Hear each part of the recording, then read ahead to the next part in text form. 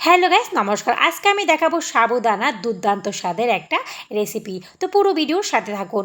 এখন আমি বড় সাবুদানা নিয়ে সেটাকে আমি প্রায় 5 থেকে 6 ঘন্টা ভিজিয়ে রেখেছিলাম।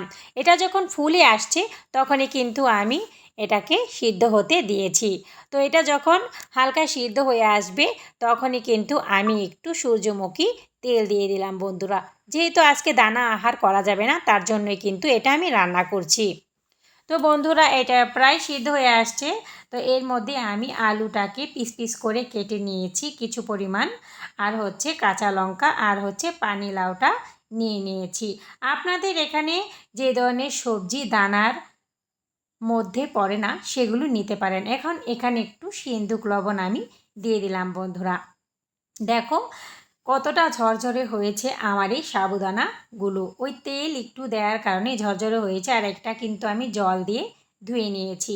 এখন কড়াতে পরিমাণ মতো সূর্যমুখী তেল দিয়ে এখানে দিয়ে দিলাম দারচিনি, লবঙ্গ, গোলমরিচ, তেজপাতা, সামান্য সাদা জিরে। কালো জিরে দেওয়া যাবে না বন্ধুরা। আর এখানে আমি ওই কেটে রাখা আলু, কাঁচা লঙ্কা, আর এখন দিয়ে দিব পানি লাউগুলো। এখন এটাকে ভালো করে নেড়ে চেড়ে এটা কিন্তু আমি একটু ঢাকনা দিয়ে ঢেকে দিচ্ছি ভাপ হওয়ার জন্য। তো আমার ভাপানো হয়ে গেছে। এখন যেহেতু আমি একটু কাঁচা হলুদ দিয়ে দিলাম, মানে একটু রং না হলে খেতে কিন্তু ভালো লাগে না। হলুদ না দিলে কোনো খাবার খেতে আমার ভালো লাগে না। তো যেহেতু এমনি হলুদ কিন্তু বাজারে বিভিন্ন চালের মেশিন বা বিভিন্ন ধরনের মশলা ভাঙানো হয়, সেখানে কিন্তু দানা মিশে যায়। তার জন্য আমি কাঁচা হলুদ ছিল, কাঁচা হলুদটাই দিয়ে দিয়েছি পরিমাণ মতো। খেতে কিন্তু খারাপ হয়নি।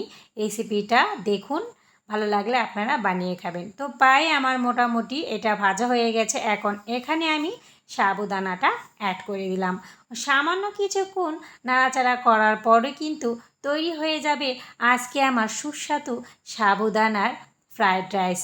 তো বন্ধুরা, সাবুদানার ফ্রায়েড রাইস রান্না করার জন্য অবশ্যই কিন্তু এখানে আমি সামান্য পরিমাণ গোলমরিচ আর হচ্ছে দিয়ে দিলাম গরম মশলা গুঁড়ো। তো তোমরা যদি জিরে গুঁড়ো আলাদা করে নিতে পারো তো ভালো হয়। জিরে গুঁড়ো ছিল না, তাই এটাই দিয়ে দিলাম আমি। এখন এখানে সামান্য পরিমাণে একটু চা চামচের 4/1 চিনি দিয়ে দিলাম। তো বেশি চিনি দিলে কিন্তু খেতে ভালো লাগবে না। এটা প্রায় তৈরি। এখন আমি নামিয়ে পরিবেশন করলাম। তো কেমন হলো আজকে আমার এই সাবুদানার রেসিপি অবশ্যই জানাবেন।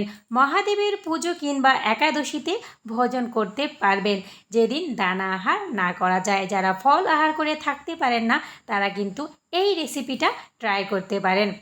যদি আমার এই রান্নাটা আপনাদের ভালো লেগে থাকে তাহলে অবশ্যই বন্ধুরা লাইক, কমেন্ট, শেয়ার করে অন্যকে দেখার সুযোগ করে দিন। হরে কৃষ্ণ।